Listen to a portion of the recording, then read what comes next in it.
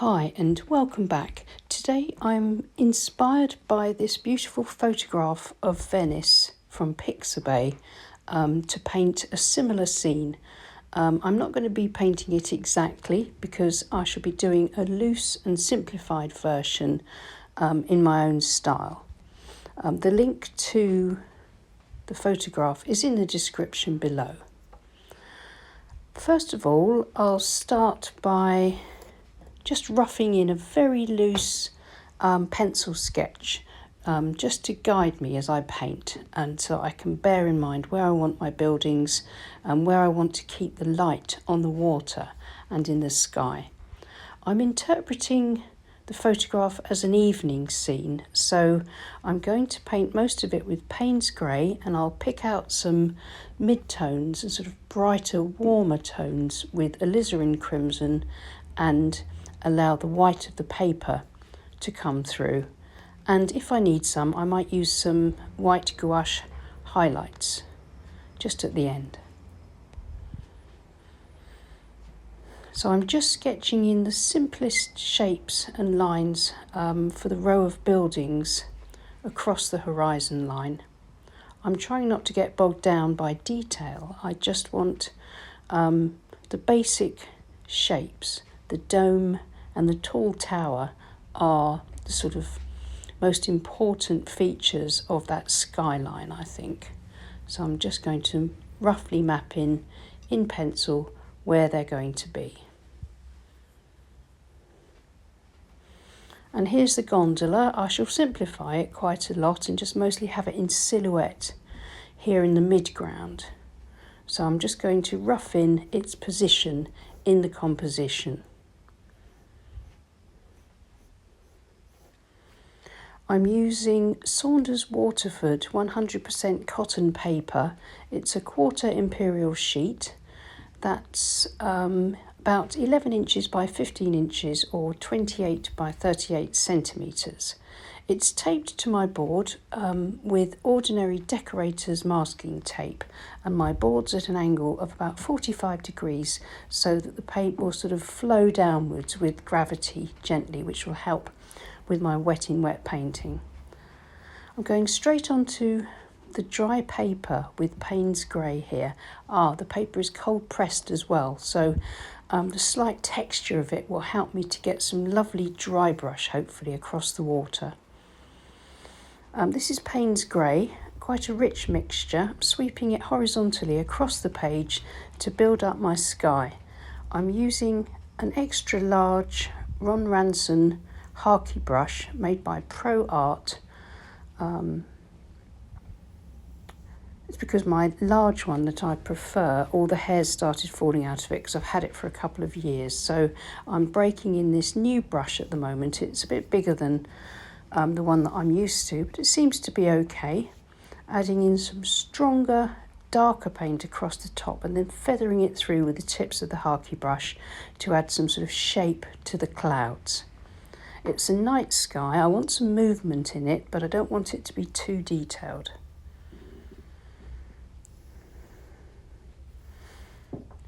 Now this is the dry brush that's really important for the water. I've got a lot of dry brush now across the water area. I'd rather have more and then fill it in a bit than not have enough and have my water looking a bit flat and dull. And once I'm happy with my sky, I shall leave that to dry and sweep in with my brush with some richer paint, wetter paint, across into that dry brush area, making sure I maintain enough dry brush sparkle, but I want to really get it nice and dark across the front, particularly on the left-hand corner.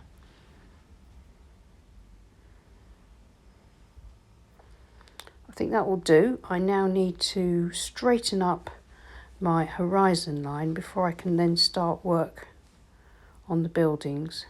I'm using a 3/4 inch flat brush for this and bringing in a little faint touch of the alizarin crimson just to start off that slight glow across the horizon line.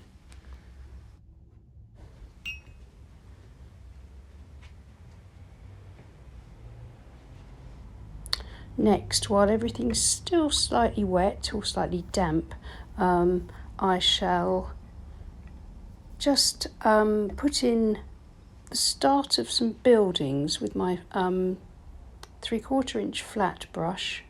Actually, no, this is a 1 inch flat brush.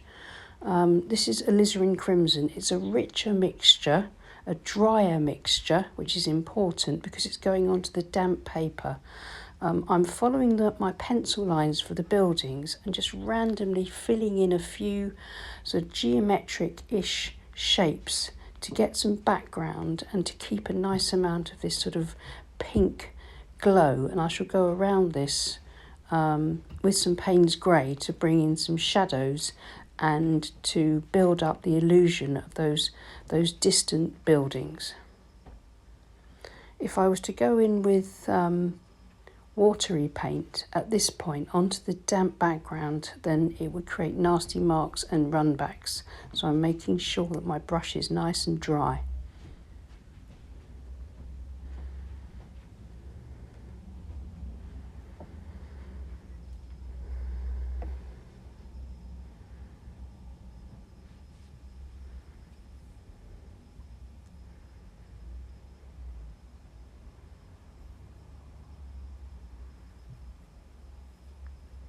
And using these kind of very straight geometric brush strokes and marks, I'm beginning to build up the look of buildings in the distance rather than it looking like sort of gently diffused distant tree line or something like that.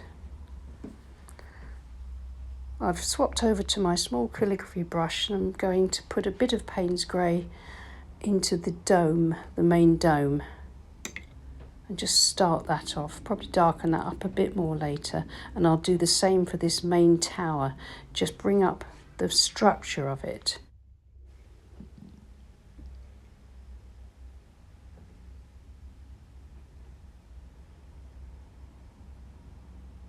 Just darkening up in places across the water line and then putting a few horizontal marks in.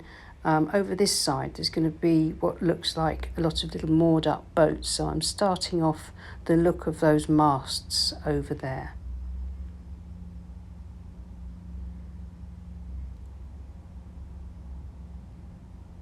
Just something and nothing to sort of break up that line of buildings, just to add a bit of variety to the marks that I've got there. I try and keep that little bit of white dry brush there, but I'm just filling in that horizon line with the distant buildings and trees. And now using my flat brush and the Payne's grey and maybe a bit of crimson, I'm pulling across some water ripple marks across into the foreground, keeping the brush nice and horizontal and using the tips of the flat brush to get these lovely ripple marks. As the paper's still slightly damp, these marks will soften a little bit, and I shall probably go in with some more darker similar marks later on. And once I'm happy with the water here, then I shall leave the painting to dry off completely and then come back and continue with it.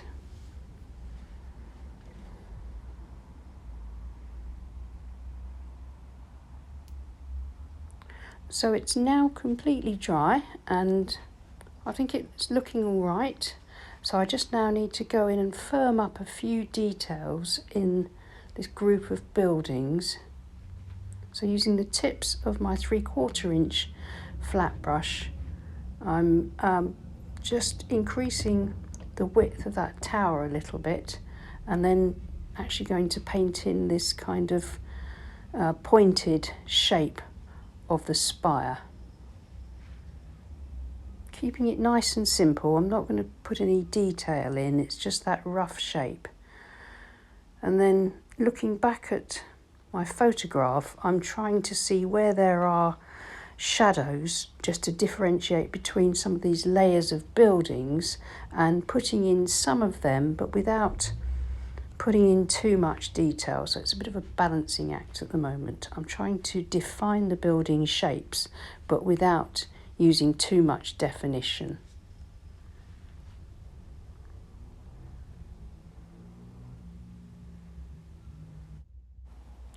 Now it's time to paint in the gondola. They're a very distinctive shape, so I'm going to be fairly careful about getting the shape right, keeping it very simple and in silhouette. So I'm using my small calligraphy brush and quite a rich mixture of Payne's grey and carefully blocking in the main shape.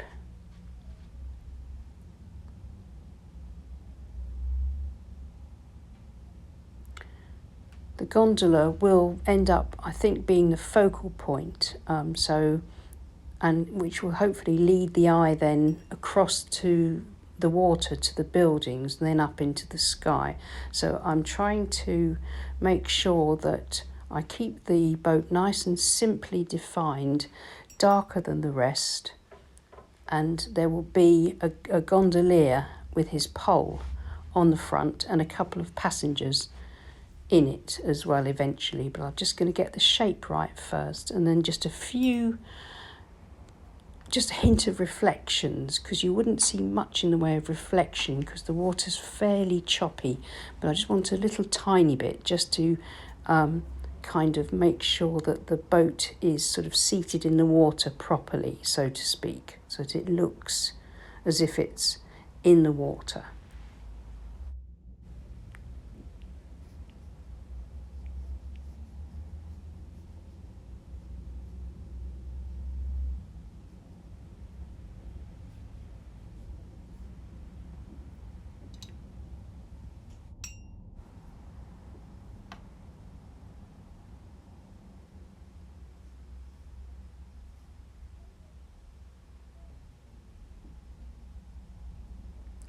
I think that'll be okay. Now while that's drying, I'll use my calligraphy brush just to put in a few dark shapes to suggest boats in the distance, near the buildings, near the edge of the canal.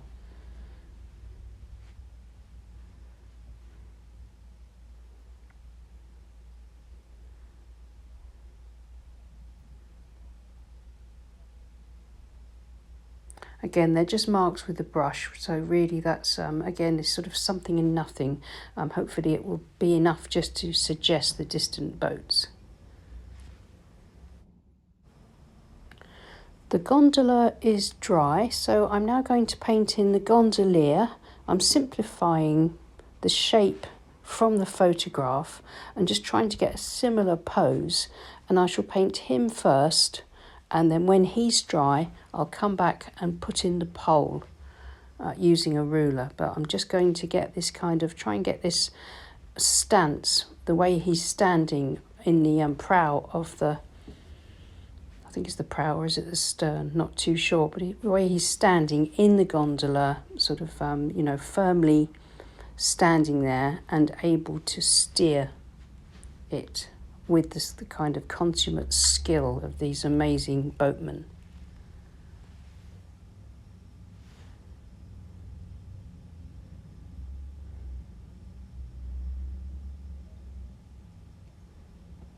I think that'll be okay. I mean, he's going to look a bit odd until we get his pole in, but I'm going to leave him to dry now. So while he's drying, I shall now go back to the flat brush and add some more of these like water shadows and ripple marks, movement of the water, the choppy water across the foreground, keeping it nice and dark, but keeping plenty of the lighter water and marks around showing through.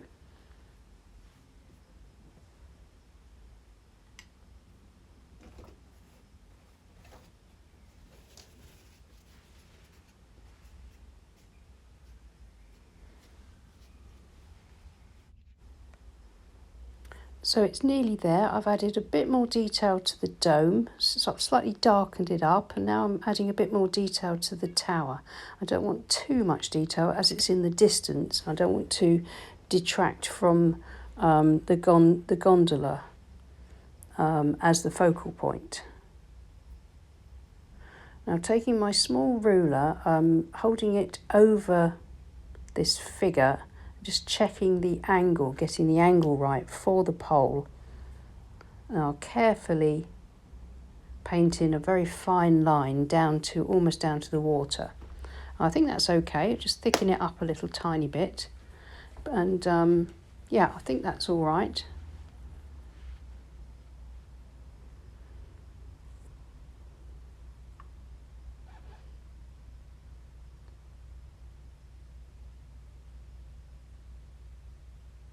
This is my small calligraphy brush again, it's got a nice point.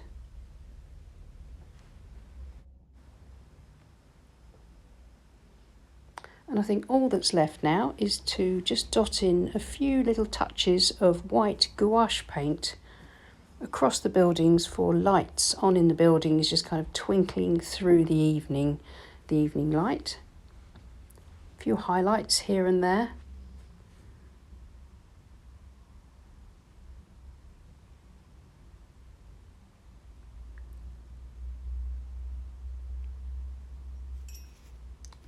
Just smudge that down a little bit, soften it back so it's not too bright.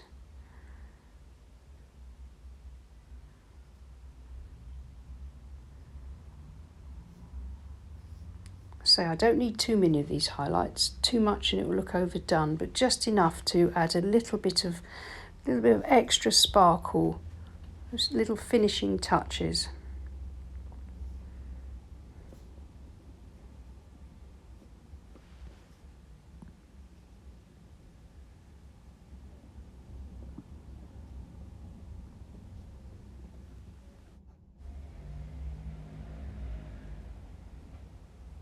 And I think I'm happy with that. This isn't the sort of scene that I normally paint, but I had a request for a Venice scene from one of my patrons in my Patreon group, so I thought I'd give it a try. I'll peel the tape off and have a look and see how it looks with its clean white border, and yeah, I'm quite pleased with that. I think the sparkle on the water really works well to really kind of evoke the evening light very nicely. So keeping it very, very simple, just two colours and a bit of white gouache, and I think it's sort of just about captured that nice evening light and the atmosphere of Venice. So thanks so much for watching. If you like this, please give us a thumbs up and subscribe to my channel if you haven't already. And thank you so much to my lovely Patreon group who support this channel. I'll see you again soon then. Bye.